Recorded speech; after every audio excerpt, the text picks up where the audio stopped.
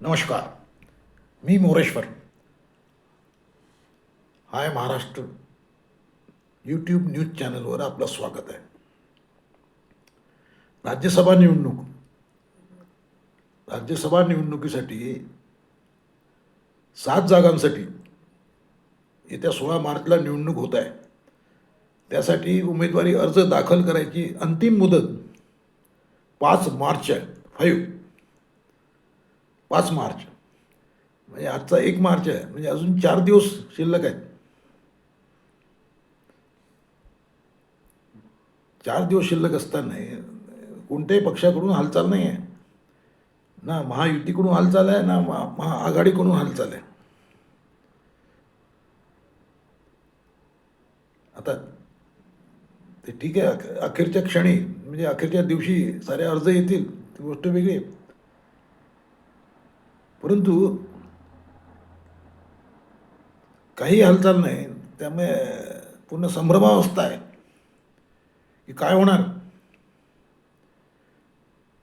म्हणजे एक 7 जागांसाठी निवडणूक आहे, त्यातले 6 जागा महायुतीच्या निवडून येणार हे पक्का आहे.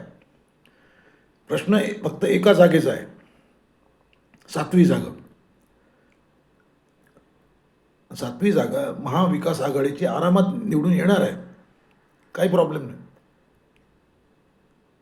पण महाआघाडीचा उमेदवार कोण, तो उमेदवारच ठरत नाही, त्यामुळे प्रॉब्लेम नाही. प्रॉब्लेम काय आहे, म्हणजे महाविकास आघाडीकडे 1 जागा निवडून येण्या इतकं बहुमत आहे. 46 मतं आहेत त्यांच्याकडे आणि कोटा 37चा आहे. 37 मतांचा कोटा आहे, यांच्याकडे 46 आहेत. त्यामुळे 1 जागा निवडून आरामात येणार. त्या जागेवर कोणाला पाठवायचं याबाबतच महाविकास आघाडीमध्ये एकमत होत नाही आहे. त्यामुळे कन्फ्युजन ते आहे. मग हे सारे का थांबलेत, म्हणजे उद्धव ठाकरेंचे चिरंजीव आदित्य ठाकरे म्हणतात, या जागेवर आमचा दावा आहे. तिकडे काँग्रेसही आग्रही आहे. काँग्रेसचं म्हणणं आहे की राष्ट्रीय राजकारण आहे, आम्हाला राज्यसभेत जाऊ द्या, आम्ही ठाकरेंना विधान परिषदेवर देऊ.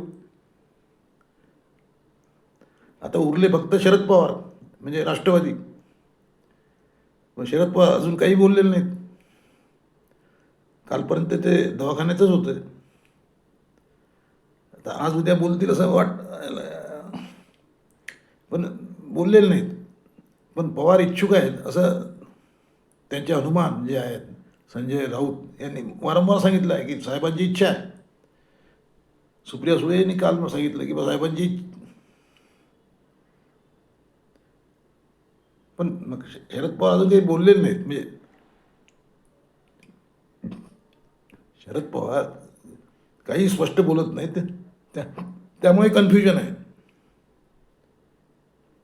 शरद पवारांनी जर सांगितलं की मी लढणार आहे, तर मग प्रश्न संपतो.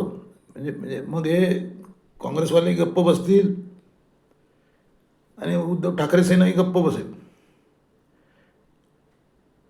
एक लक्षात घ्या, हे जे उमेदवार 7व्या जागेसाठी जो उमेदवार ठरवायचा आहे ते 3 जण ठरवणार आहेत. एक म्हणजे काँग्रेस हायकमांड म्हणजे राहुल गांधी, खरगे.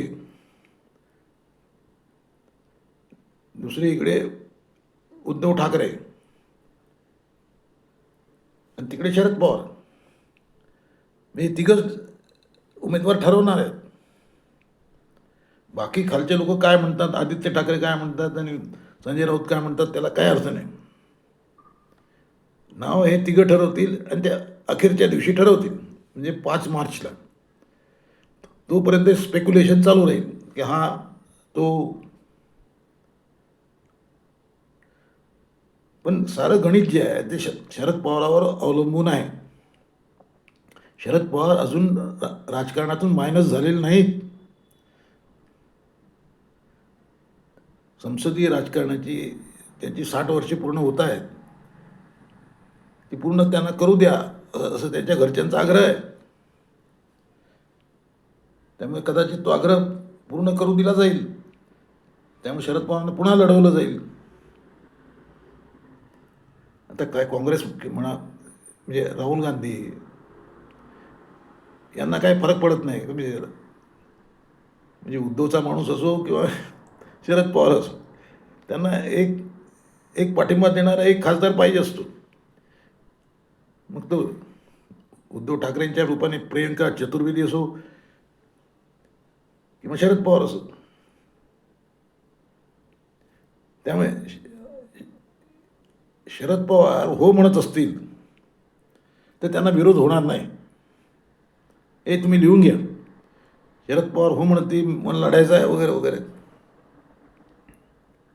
भले त्यांचं वय 85 आहे, त्यांना तब्येत गडबड आहे, सर्व आहे, तरी त्यांचे इच्छुक असतील आणि त्यांनी म्हटलं मला लढायचं आहे, तर मग त्यांना विरोध होणार नाही. ना हे ठाकरे सेना विरोध करेल, ना काँग्रेसवाले विरोध करतील.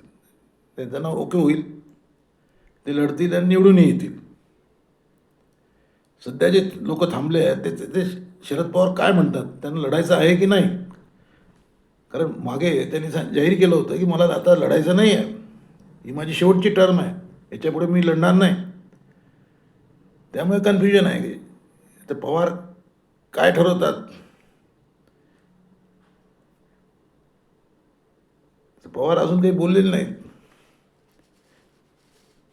त्यामुळे शरद पवार काय बोलतात. आता सध्या जे शरद पवारांच्या नावाने जे सुरू आहे ते सगळं म्हणजे पूर्ण कन्फ्युजन आहे. एक तर शरद पवार नाही, समजा माणसं कुठे आहेत. उबाठाकडे माणूस कोण आहे सांगा.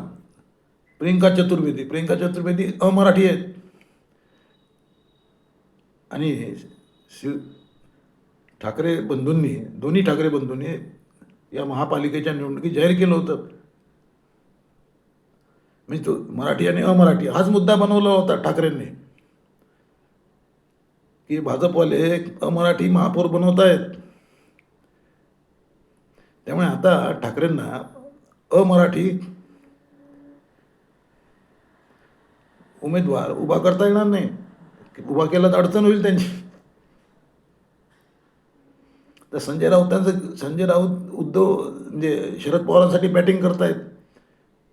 कारण पुढचा टर्म संजय राऊतांना हवी आहे. असे प्रत्येकाचे काही ना काही. आता प्रियंका चतुर्वेदी नाही समजा तर मग कोण. सुषमा अंधारे कॅन्डिडेट कुठं आहे यांच्याकडे, या लोकांकडे. काँग्रेसकडे कुठं कॅन्डिडेट आहे, पॉवरफुल कॅन्डिडेट. त्यामुळे या लोकांना हे महाविकास आघाडीवाले जे आहेत त्यांना शरद पवारांशिवाय पर्याय नाही. शेवटी शरद पवारांकडे जायचं यांना लोकांना. अर्थात शरद पवारांनी तयारी दाखवली तर. शरद पवार इच्छुक आहेत तसेच, पण ते शेवटच्या क्षणापर्यंत भाव खातील. जर शरद पवारचं नाव फायनल झालं तर मग देवेंद्र फडणवीस आणि BJP वगैरे महायुती वगैरे त्यांना विरोध करणार नाही. जर शरद पवारचं नाव फायनल केलं या लोकांनी महाविकास आघाडीने, तर देवेंद्र फडणवीस त्याचं स्वागतच करतील, विरोध करणार नाही. हे लिहून ठेवा तुम्ही.